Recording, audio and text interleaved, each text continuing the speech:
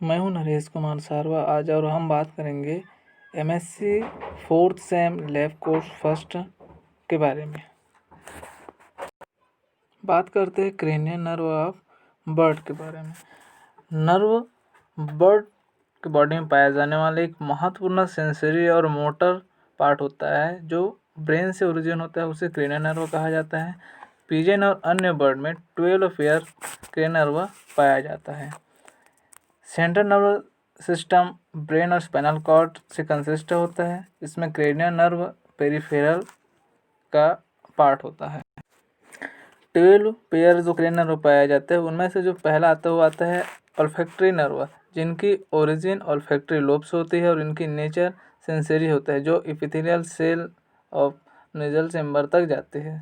और जो दूसरा क्रेनियल नर्व है वो है ऑप्टिक नर्व, इसकी ओरिजिन ऑप्टिक लोब और यह सेंसरी नेचर के होते हैं। तीसरा जो है ऑकुलोमोटर, जिनकी उत्पत्ति मिड ब्रेन इंटीरियर पार्ट से होते हैं और इनकी नेचर मोटर होती है। जनरली यह रेक्टस मसल्स और ऑब्लिक मसल्स की ओर डिस्ट्रीब्यूट होते हैं। चौथा आता है ट्रोक्लियर, जिनकी origin mid brain posterior part से होता है और इनकी नेचर मिक्स्ड होती है और यह सुपीरियर ऑब्लिक्यू मसल तक जाते हैं। पांचवा है ट्राइजेमिलर, जो कि पोन्स के एंटीरियर पार्ट से ओरिजिन होती है और इनकी नेचर मिक्स्ड होती है और यह कार्निया स्किन ऑफ फेस में की ओर डिस्ट्रीब्यूट होता है। छठवा आता है एब्डुसेंस, इनकी ओरिजिन मेडुला ऑब्लॉन्गिटस होता है और इनकी नेचर मोटर होती है। जो ओरिजिन इनकी जो डिस्ट्रीब्यूशन होता है वो होता है पोस्टीरियर रेक्टस मसल्स। सातवां आता है फेशियल क्रेनियल नर्व, जिनकी ओरिजिन मेडुला ऑब्लॉन्गेटा के लेटरल पार्ट से होता है और उनकी नेचर मिक्स्ड होती है और यह फेस मसल्स की ओर डिस्ट्रीब्यूट होता है। आठवां जो होता है वो होता है ऑडिटरी नर्व, जो मेडुला ऑब्लॉन्गेटा के लेटरल पार्ट से ओरिजिन होती है और इसकी नेचर सेंसरी होती है, जो इंटरनल ईयर की ओर डिस्ट्रीब्यूट होता है। 9वें नंबर का जो नर्व है वो है ग्लासोफेरेंजियल, जिनकी ओरिजिन पेक्टोलेटरल पार्ट मेडुला ऑब्लॉन्गेटस होता है और उनकी नेचर मिक्स्ड होता है, जो कि हेल्प इन टेस्ट जो क्योर ट्रांसफर होते हैं। 10वां नंबर का है वेगस, जिसके ओरिजिन वेंट्रल पार्ट से होता है, मिक्स्ड नेचर के होते हैं, लंग से हार्ट की ओर डिस्ट्रीब्यूट होता है। 11वां जो है वो है स्पाइनल एसेसरी नर्व, जिनकी ओरिजिन वेंट्रल पार्ट मेडुला ऑब्लॉन्गेटस होता है और इनकी नेचर मोटर होती है और यह नेक एंड शोल्डर पार्ट की ओर जाते हैं। लास्ट होता है हाइपोग्लॉसल, जिनकी ओरिजिन मेडुला ऑब्लॉन्गेटा के वेंट्रल पार्ट से होता है और इसकी नेचर मोटर होती है और यह मसल्स ऑन लंग्स में जाते हैं। इस प्रकार से 12 पेयर क्रेनियल नर्व पाया जाता है, जो डिफरेंट टाइप्स के फंक्शन पर कंट्रोल और कोऑर्डिनेट करने का काम करता है। दूसरे नंबर का है जिसमें हम बात करेंगे नेक नर्व ऑफ वुमेन। मनुष्य के नेक नर्व सर्वाइकल फ्लेक्सिस और फेरेनिक नर्व्स पर कार्य करता है। सर्वाइकल फ्लेक्सिस नर्वस का एक नेटवर्क होता है। सर्वाइकल फ्लेक्सिस की main sensory branches greater auricular nerve होता है, जो कि पैरोटिड ग्लैंड के अपर एक्सटर्नल ईयर और स्किन को इन्वर्टेड करती है।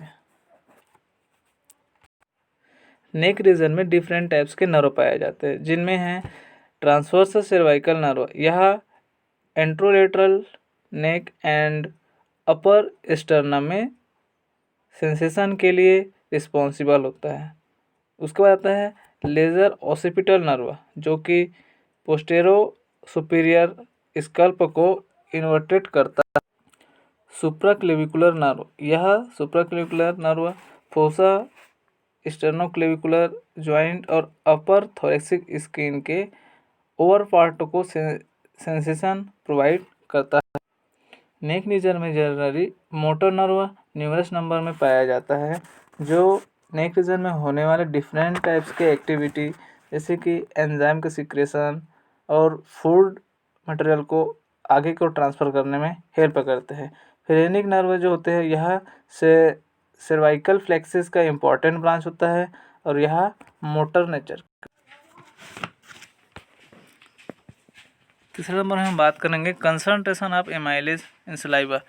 जनरली सलाइवा के जो एमाइलेज में जो सलाइवा पाए जाते हैं उनका concentration time to time change होते रहते हैं। जनरली एक समय में एक ही प्रकार के इनका कंसंट्रेशन नहीं होता है। एमाइलेज कैटेलाइज मॉलिक्यूल्स होते हैं जो तेज़ी से सबस्ट्रेट को प्रोडक्ट में परिवर्तित करता है। इनकी सांद्रता प्रति लीटर माइक्रोग्राम 10 से 12 से 15 ग्राम प्रति मिलीलीटर की सीमा में होते हैं। एमाइलेज एक्टिविटी एक निश्चित समय में एक्टिव होता है, जिनके लिए हमें कुछ प्रोसीजर पड़ते हैं जिनमें एक्सपेरिमेंट करेंगे। पहले लेते हैं इसमें टेस्ट ट्यूब स्टेन लेते हैं, स्टार्च सॉल्यूशन लेंगे, आयोडीन सॉल्यूशन लेंगे और बेनेडिक्ट सॉल्यूशन लेते हैं। अब देखते हैं एक्सपेरिमेंट नंबर पहला। सबसे पहले 5 ml स्टार्च सॉल्यूशन को और कुछ मात्रा में आयोडीन सॉल्यूशन को एक टेस्ट ट्यूब में लेते हैं, जिनमें ऑब्जर्वेशन करने पर डीप ब्लू कलर अपीयर होता है और इनका इन्फ्लुएंस होता है, स्टार्च इसमें प्रेजेंट होते हैं। सेकेंड टेस्ट ट्यूब में पोटैटो को चापकर उसके लार को और उसमें आयोडीन की कुछ मात्रा को लेकर टेस्ट ट्यूब में लेते हैं, जिनमें देखेंगे ब्लू कलर अपीयर होता है और इनका इन्फ्लुएंस आता है, स्टार्च प्रेजेंट होता है। इस प्रकार से दोनों टेस्ट ट्यूब को कुछ समय के लिए रख देते हैं। उसके बाद इसमें बेनेडिक्ट टेस्ट करते हैं, तो जिसमें जो पहले टेस्ट किए थे उनमें सेकेंड टेस्ट ट्यूब के कुछ सॉल्यूशन को कुछ ड्रॉप डालते हैं। उनके बाद उनको कुछ समय रख देते हैं, जिसमें 5 ml बेनेडिक्ट सॉल्यूशन रखते हैं। इस प्रकार से जब इसको ऑब्जर्व करते हैं तो इसमें येलोविश ऑरेंज कलर अपीयर हो जाता है। इस प्रकार से इसमें स्टार्च डाइजेस्ट होकर मोनोसेकेराइड में बदल जाता है। इस प्रकार से हम देखेंगे कि एमाइलेज एक्टिव होता है और स्टार्च को मोनोसेकेराइड में बदल देता है, जिनका हाइड्रोलिसिस स्टार्च में हो जाता है। एमाइलेज एक्टिविटी को प्रभावित करने वाले कुछ फैक्टर होते हैं जो उनकी एक्टिविटी को प्रभावित करते हैं, जिनमें एंजाइम कंसंट्रेशन होता है, सबस्ट्रेट कंसंट्रेशन होता है और कुछ इनहिबिटर्स होते हैं जो एंजाइम एक्टिविटी को इफेक्ट करता है। और इसमें टेम्परेचर और पीएच भी होते हैं जो एंजाइम के एक्टिविटी को प्रभावित करता है। फैक्टर इफेक्ट पहले देखते हैं हम लोग पीएच। लार का पीएच जनरली 6.7 to 7.0 इनके बीच अगर जब रहता है पीएच तो एंजाइम की एक्टिविटी सही रहता है। अगर इनके बीच अगर एंजाइम का जो पीएच होता है 6.7 से कम होता है या 7.0 से अधिक होता है तो एंजाइम की जो एक्टिविटी है उनको इनहिबिट करने का काम कर देता है। अलग अलग एंजाइम्स जो होते हैं उनके पीएच अलग अलग होते हैं। जैसे कि लाइपेज, इनका पीएच 8.0 ये होता है, अग्नाशयम होते हैं। और पेट में पाए जाने वाले जो लाइपेज होते हैं उनका पीएच होता है 4.0 से 5.0। ट्रिप्सिन जिनका पीएच 7.8 से 8.7 होता है। यूरेज का 7.0 से 7.1 तक होता है। एंजाइम एक्टिविटी को प्रभावित करने में टेम्परेचर का भी मेन रोल रहते हैं। जब टेम्परेचर 10% से बढ़कर 40 डिग्री सेल्सियस होते हैं, मतलब 10 डिग्री सेल्सियस से 40 डिग्री सेल्सियस जब होता है तो एंजाइम के एक्टिविटी या एक्टिवेटर 50% से 100% तक होते हैं।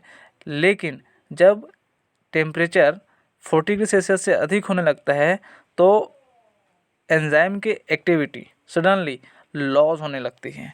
ये पीएच से भी ज़्यादा इफेक्ट होती है जो एंजाइम के एक्टिविटी को प्रभावित करता है। तीसरा है एंजाइम इनहिबिटर। एंजाइम इनहिबिटर वे पदार्थ हैं जो एंजाइम की उत्प्रेरक क्रिया को बदल देते हैं और इसमें परिणाम स्वरूप उनकी जो एक्टिविटी होती है वो धीमा हो जाती है। एंजाइम सबस्ट्रेट के एक्टिव साइट से ऐड हो जाता है। जनरली 3 प्रकार के इनहिबिटर्स होते हैं जो एंजाइम एक्टिविटी को इफेक्ट करता है, कम्पिटिटिव, नॉन कम्पिटिटिव और एक होता है सबस्ट्रेट इनहिबिटर्स। इस प्रकार से 3 प्रकार के इनहिबिटर्स जो होते हैं एंजाइम के एक्टिविटी को प्रभावित करता है। 4th नंबर में देखते हैं ऑयल सीड के कुछ एग्जांपल्स। नीम, नीम ऑयल होता है, मस्टर्ड ऑयल होते हैं, सनफ्लावर होते हैं, सीसम ऑयल्स होते हैं, कोकोनट ऑयल होते हैं, कॉर्न ऑयल होता है, मैंगो ऑयल होता है। इस प्रकार से डिफरेंट टाइप्स के ऑयल सीड्स पाए जाते हैं जिनसे हम लोग ऑयल निकालकर उनका यूज़ करते हैं।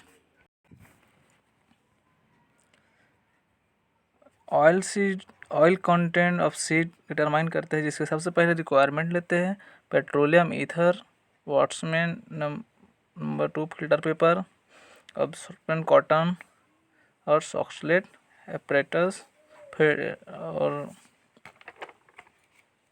फ्लास्क लेते हैं। प्रिंसिपल है पेट्रोलियम ईथर का उपयोग कर ऑयल सीड से ऑयल की क्वांटिटी को ज्ञात किया जा सकता है। ऑयल को निकाल कर उसको कैलकुलेट किया जा सकता है। इसमें कुछ प्रोसीजर होता है।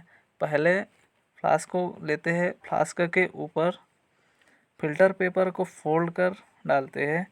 उसके बाद उसमें सेकेंड फिल्टर पेपर डालते हैं, उसमें कुछ कॉटन वॉल डाल देते हैं, जिसके बाद उसमें कुछ सैंपल्स लेते हैं। सैंपल जो लिए है उसमें उसके कैविटी में डाल देते हैं, जिसमें सैंपल को जब उसमें हम लोग सॉल्वेंट मिलाते हैं तो सॉल्वेंट को अवशोषित कर लेते हैं। तो उसमें जो कॉटन लिए हैं, कॉटन अवशोषित करेगा। जब उसमें हम पेट्रोलियम ईथर के कुछ बूंदे डालते हैं, तो पेट्रोलियम ईथर के कुछ बूंदे डालते हैं तो कॉटन के द्वारा जो अवशोषित किए हुए जो ऑयल है उनको अवशोषित करते हैं। उसके बाद उसको फिल्टर पेपर को फ्लास्क से केयरफुली रिमूव करके उनका वेट लेते हैं। इस प्रकार से जो ऑयल है इस प्रकार के फिल्टर पेपर अवशोषित करते हैं। कैलकुलेशन ऑयल अराउंड सैंपल लेते हैं, जिससे सबसे पहले लेते हैं वेट ऑफ ऑयल लेते हैं, उनको पूरे वेट ऑफ ऑयल को वेट ऑफ सैंपल से डिवाइड करके जब 100 से मल्टीप्लाई करते हैं तो उनका पूरा ऑल अराउंड सैंपल निकल जाता है। उसमें हम मास percent of oil from oil seeds निकालते हैं। इनके लिए ये होता है जब हम 100 ग्राम सॉल्यूशन में उसमें 10 ग्राम सॉल्वेंट लेते हैं, तो सबसे पहले हम 100 ग्राम सॉल्यूशन को 10 ग्राम सॉल्वेंट से डिवाइड कर 100 से मल्टीप्लाई करते हैं, तब हमें मास परसेंट निकाल सकते हैं उसमें। तो उसका फॉर्मूला है मास परसेंटेज निकालने का, mass of solute divided mass of solution multiply 100। इस प्रकार से हमें ऑयल सीड्स का ऑयल मास पूरा निकल जाता है।